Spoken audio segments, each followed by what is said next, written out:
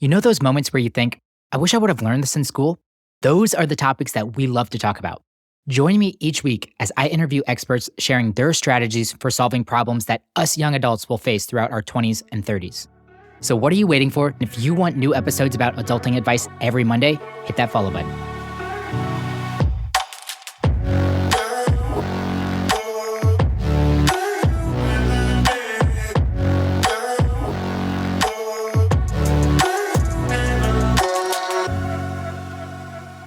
Hey, what is going on? We made it to episode 100. I can't believe it. This is honestly like 3-4 years ago whenever I started podcasting. I had no idea it was going to turn into the project that it did, and almost a bit of my lifestyle, my identity now. Episode 100 is special for me, and I wanted to do something special to celebrate, reflect, reminisce.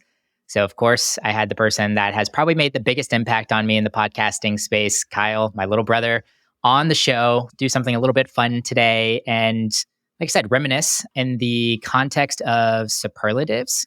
I don't know if you guys remember this from high school. Kyle, did you do this in high school? I don't really remember if our class had superlatives or not, but it's like the best dress or the one that's going to be a millionaire or like random things like that. And like the whole class votes on who they think is like best for essentially that award or superlative. Did you do something like this?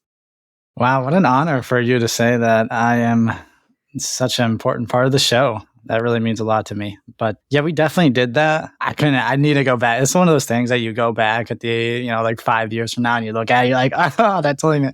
Did you happen to win any superlatives whenever they did it with you? I don't really remember. I'll be honest. I bet I can pull my yearbook out, and I think they were posting the yearbook. Or I'll post in our 2011 Wentzville Holt High School Facebook group, and I'm sure somebody will know, and the it will shaggy come to hair. somebody's name. Yes, I want to see that. oh no, don't bring those back.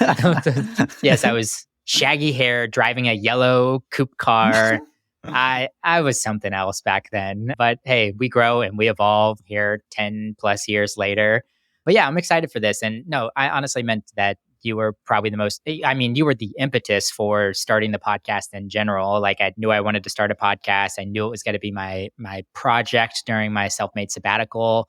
And I think it quickly morphed into Sunday Conversations with Kyle. And I know you've heard the story plenty of times too, but yeah, I feel like you were asking me a lot of life questions, just graduating college and kind of like entering your 20s, your defining decades. And I was maybe only a couple of years ahead of you. So sometimes I had the answers and sometimes I was like, yep, I am also struggling with that exact same issue. Let me see if I can interview somebody on the podcast that might have some insight or some knowledge or some advice on said topic. So yeah, it kind of morphed into those conversations. And then of course you became even a bigger part when you joined the team 2 years ago. And now you're the sound, the quality, the direction of the podcast behind the scenes. And maybe everyone doesn't necessarily know that. But yeah, you've produced every episode since like episode 50 or something. So yeah, I'm glad that I could get you back on the other side of the mic and we get to celebrate and reminisce on episode 100 together. It's okay. I operate in the shadows. Yeah, what a good personal development project that we've had on our hands for couple of years now. I definitely would not be where I'm at in life if it wasn't for the resources in TSAR. And yeah, I'm eternally grateful for everything that you've put out. I think you're doing a lot of good and providing a lot of value to us young professionals struggling to make it through our 20s, because what a confusing and wild decade to really go through and experience. And honestly, just to kick things off, because I feel like this is going to be a lot of reminiscing this episode, I remember the corporate executive TikTok creator that you had on the show. What was it? Tim Trails? Yes. And he had said something along the lines like he was 49 or something at the time and he was still going through and learning things. So it's a lifelong process. And I'm just excited to see what this, looks like 20 years from now. Yeah, I absolutely adore and love Tim Trail. I haven't connected with him in a little while, but yeah, he was always one of those like special episodes of mine because he kind of like showed up at the right time and just reassured me that, hey, Justin, you don't have to have like your whole life figured out. I was this like finance executive and he was like C-suite or like vice president of some pretty large financial services firms. And he's like, you know what? I just started making TikToks for fun. And then it kind of turned into a bit of more of a hobby or a large hobby of mine. And now I'm, able to buy pizza every Friday for the family because of affiliate fees and things like that. And I know he's still doing that, and he's kind of reinvented some of his career to an extent. But yeah, Tim is a special one, and I think just a good holistic reminder that your 20s is just for exploration. Life is just for exploration, and you can change paths at any point in time. But yeah, let's kick off. Like I said, we're going to do some superlatives. Some of them I know and I prep for. Some it sounds like you've thought about in the shower and you want to have and chat about on the show. So why don't you kick one off and let's chat. Okay. So let's go with best tactical advice that you may have received from someone that you had on the podcast. Ooh, I'm interested in what your thoughts are on this. I feel like there's tons of this, and how about I'll just say this ahead of time? Like, there are like many of my guests that can fit into all of these superlatives that we're about to say here. But yeah, tactical advice, there's tons of it. I love the tactical. You're more the philosophical. I'm more the give me the blueprints, give me the direction, the piece of advice, the hack. A couple that come to mind, I love Jenny Foss, How to Write a Compelling Cover Letter, as a recent episode that was 83. I love the Feel, Felt, Found framework that Corey Nathan shared in episode 55 about like how to navigate difficult conversations, particularly in the political space. But my favorite, and the one that I always come back to, and I probably brought up at least 3 or 4 more times on the podcast, is Larry Hagner, episode 56, generative questions. And he kind of this was like one of those like super simple yet like profound things that I heard on the podcast. So he was talking about generative questions in the context of conversations with his kids. And like many adults or many parents, they'd come in and they'd ask those yes, no questions. Like, how was your day? Great, fine, good. All of the likes. Did you finish your homework? Random things like that. And it didn't spark conversation until he came across this concept called generative questions, which was kind of like asking more descriptive and story-provoking questions. So rather than like, how was your day? It was, what was the best part of your day? And then all of a sudden it went from this one-word response, good, fine, great, whatever, to let me tell you about the goal that I scored at recess today. And like this whole story arc about them getting the ball and scoring and everything that happened afterwards. And then of course, like now he's got tons of follow-up questions that he can ask. And he said that really transformed his relationship with his kids. And I simply took that and applied that to many conversations that I have with my friends versus how was your weekend? What was the best part of your weekend? And I do this all the time. And it was just like one of those like great pieces of advice that's really transformed a lot of the conversations that I've been having. Yeah, and you're someone that is profoundly skilled at having conversations, and I could see you using that framework quite a lot. So that episode was incredible. Just, I don't want to spoil anything, but just what makes a really good episode, in my opinion, is when the guest has a really good story to coincide with their tactical feedback. And Larry was just laying it down the entire episode with great advice on, better communication, empathy. If I was a recently married person, like that would be perfect. But his story about how he just kept running into his father figures because I think his mom was settled down and got married a couple times, and then how it all ended up coming to fruition when he met his dad for the first time. It was just craziness. That was a wild story to tell. So yeah, unplanned in a coffee shop. Like, yeah, that story still blows me away. And I don't want to shift if you have one on the tactical advice, but also I know another one that I gave you was the most unforgettable story. Do you feel like that is one that ranks up pretty high from one of the guests? Yeah, I saw that you had added Jonathan Miller's How to Give a Powerful Apology, and I thought that was something that really resonated with me at the time because I had, in just my last relationship, just really messed things up, and I had felt terrible for how things had ended. And it was just, I really wanted to be able to deliver an apology in the sense that, like, a lot of times people, and Jonathan says this way better than I ever could, but really just like relating to what they're going through, and instead of trying to cover up your own mistakes. It was just such a good framework for how to do so. But most unforgettable story, I got to go with Nate Dukes on this one. His story about how he had found himself in the back of a cop car. I could just feel the emotions that he was experiencing, like thinking about all the mistakes that you had made up until that point and how you have to now bear the consequences. He had just completely messed up his life. Anyone would have wrote him off. And it's just crazy how he had, used that as leverage to turn himself around and really see the good in people. And still to this day, just my favorite episode. Yeah, I feel like that's a fan favorite. That's Nate Dukes, episode 41. He was also on, I think, episode 73. I interviewed him at work, brought him into work and did a conversation there, which was super powerful. But yeah, Nate Dukes is always got to rank up there in terms of just storytellers in general. He's so well spoken and honestly just has the life experience to like have these incredible stories. I mean, anytime you go to jail for like 6 months, you can captivate an audience with some pretty wicked stories. My favorite, you have to go way, way, way back in the catalog, episode 11 with D. Goins, the how D met Dwayne "The Rock" Johnson.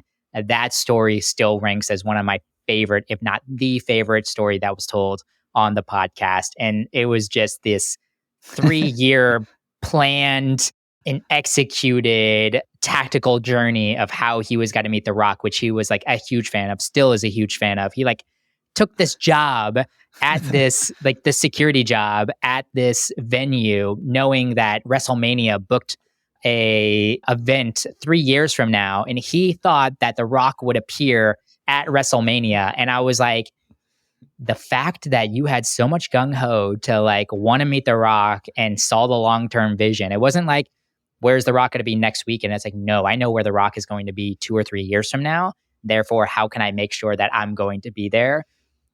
D. Goins he is something else, man. The Rock is like one of those larger than life actors that almost seems like he's a fictitious character that just doesn't exist. But like the fact that D. Goins was just such a super fan and would go so out of his way just speaks to the level of notoriety and fame that someone like that really encapsulates. Definitely.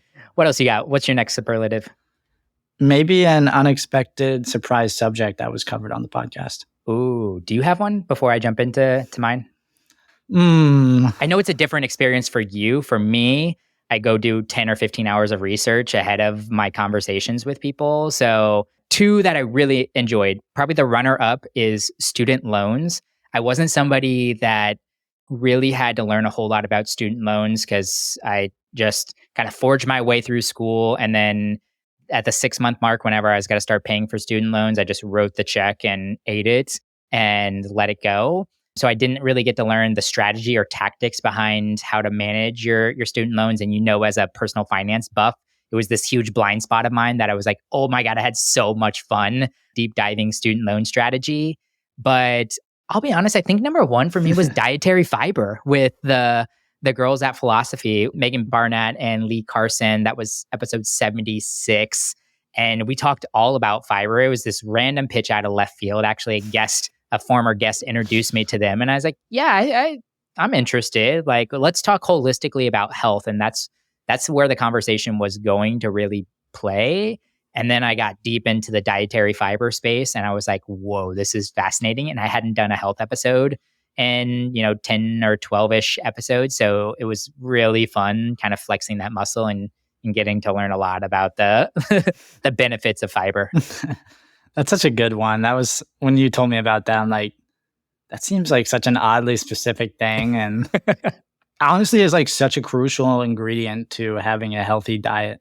And totally realized that after listening to them speak. And for me, I don't want to ruin it. You might have another superlative for this person, but it was something that totally hit me out of left field when you wanted to cover it. But it ended up being a topic that really resonated with me, was just how to make friends with Jewel Homan. I was like, oh, wow, you're right. Man, I realized like this is something that a lot of people are, kind of struggling with. You get out of school and you don't have the environment where you're constantly seeing new faces, meeting new people. A lot of people are working from home now. So making friends at work is even more difficult. So that was something that I really needed at the time. Oh God, I love Jewel, and yeah, you're right. She's got the number one on another superlative down the road here. What do you got next? How about let's go with a guest that blew you away? Ooh, okay. Well, Nate Dukes for sure. We already talked about him and his story. Jackie Cummings-Kowski, this lady that I interviewed, it was back in the episode, it was episode 64. She's got a wild story because she grew up single dad, one of 6 in poverty. And then now she is retired at the age of 49. She's got over 100K in her HSA. That entire story arc, and as a fire enthusiast, really lit me up. But I would have to say the guest that blew me away the most was our friend Benjamin Wong, this 15-year-old entrepreneur that, is just wise beyond his years. He was someone that I was intimidated by when I was interviewing him. Such a great person, such a great personality, so impressive at such a young age. He started at 11, wanted to buy a Funko Pop, a Star Wars Funko Pop, and rather than asking his parents for the money, he went to the backyard, had an avocado tree, picked a bunch of avocados, put them into a bucket, and then went up to the corner and sold avocados in order to make enough money to go buy this Star Wars Funko Pop, which is like a bobblehead for anyone that doesn't know, essentially. And then since then has just been on this crusade of teenage entrepreneurship, doing a lot of great things in that space. And of course, he's into the crypto and the AI space as well. So I know he piques your interest, but man, that guy was impressive.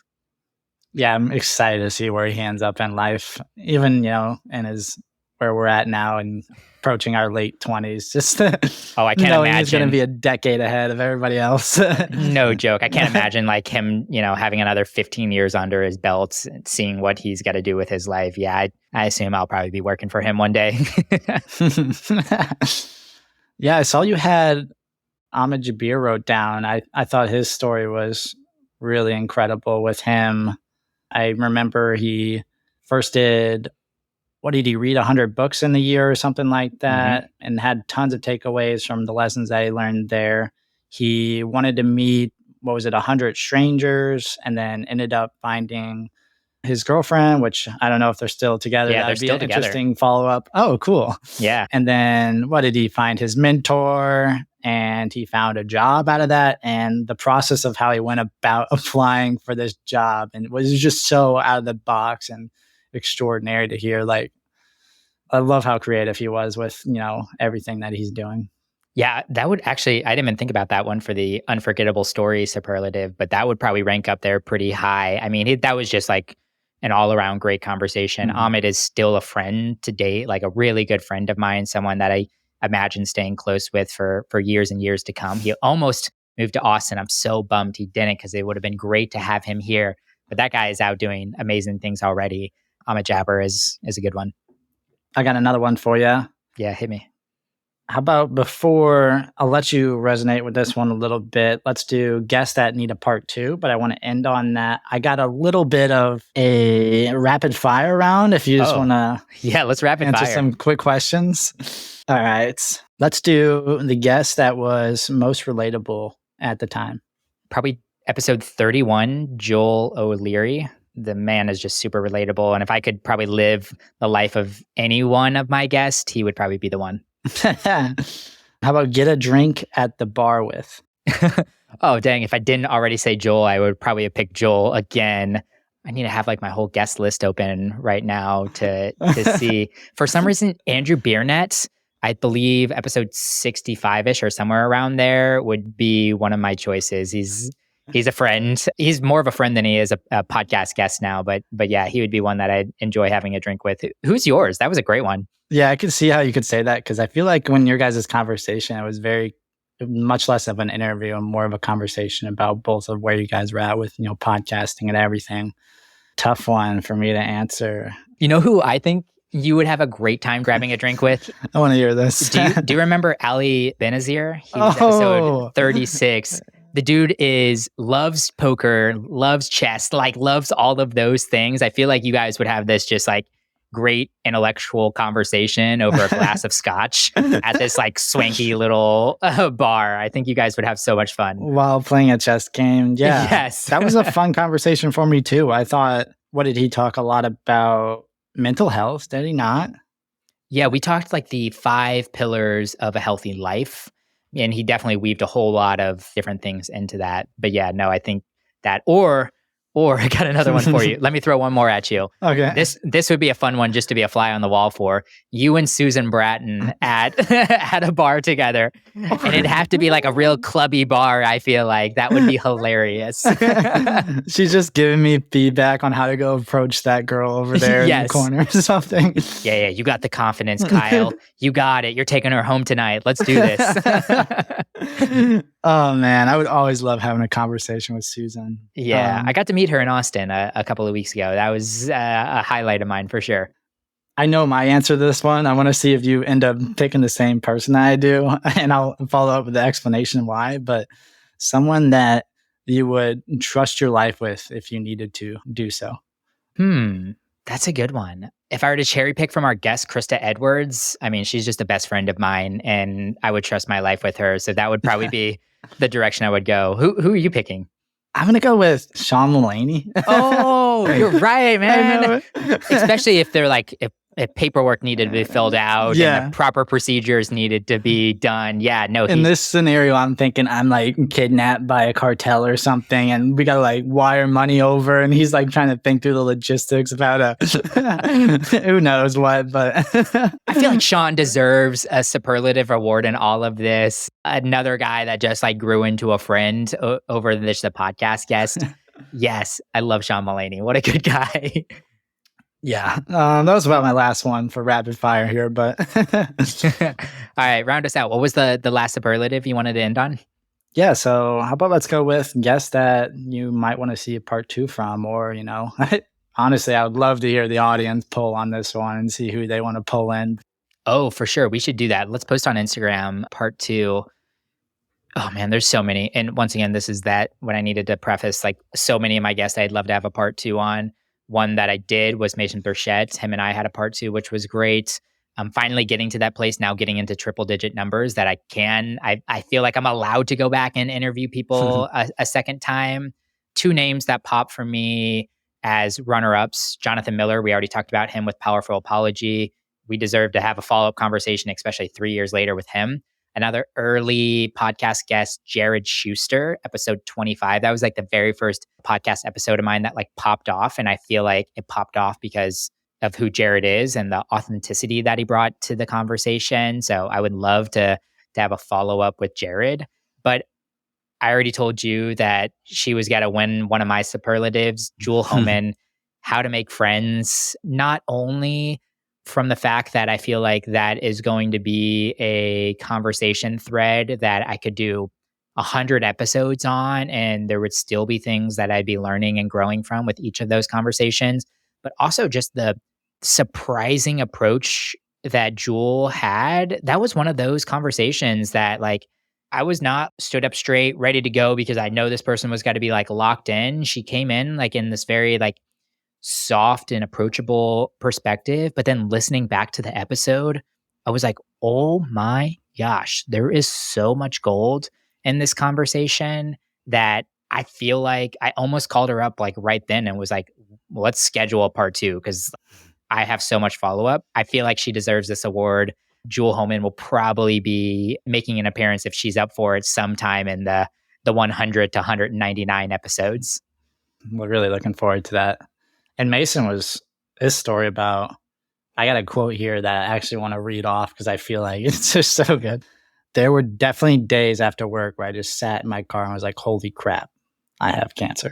And just hearing his story about how he overcame that and went on to do even more challenging and impressive feats with, launching his business and everything like that. Super relatable to both me and you as, upcoming entrepreneurs.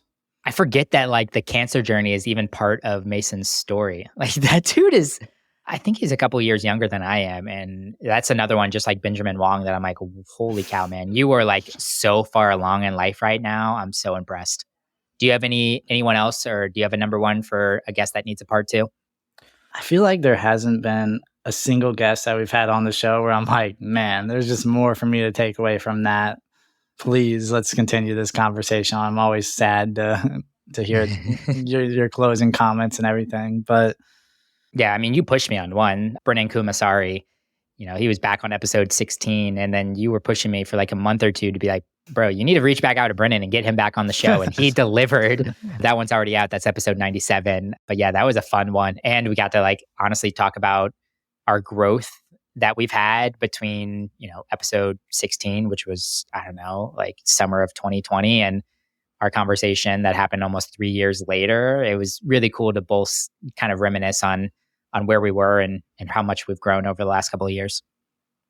yeah, it's honestly wild to have a backlog of continuing observations, I guess, of how you've continued to grow and evolve, and we've seen it from the podcasting perspective of how Yeah. you've gone through all these certain things and you've brought on guests to interview them to help you alongside and just improving and having those conversations and asking better and better questions and leading the conversation towards exactly what we need, as struggling 20 somethings. Yeah, it's been a whole lot of fun evolving and growing in this. I was super lost in my career at the time that I started this podcast, on a sabbatical. Had no idea podcasting was even going to be a thing. I fumbled on mic a whole lot. The first, I don't know, 15, 20 episodes still make me cringe sometimes when I listen to them. It's been cool. And I feel like the listeners have been on the same ride too. Some of the people that I'm consistently hearing from, getting to talk to them about their journey and their growth. A couple of names that come to mind are like Max and Dylan, Kevin, so many amazing people that I'm like, holy cow, you were this person when we started this project, and now you are this person. And I hope that I played a little bit of a part in that. I'm not going to take the like this like grandiose sense that like I was the reason that they developed and grew, but it's kind of cool to honestly think that you might have had a little bit of an impact on the trajectory of someone's life. Super neat, honestly. I would love to hear from more people's stories about what's really resonated with them and what they've attached to and how it's helped them grow and their perspective. There's been so many opportunities that I've seen that I'm like, wow, I'm going to apply this in my day-to-day life and really evolve as a person.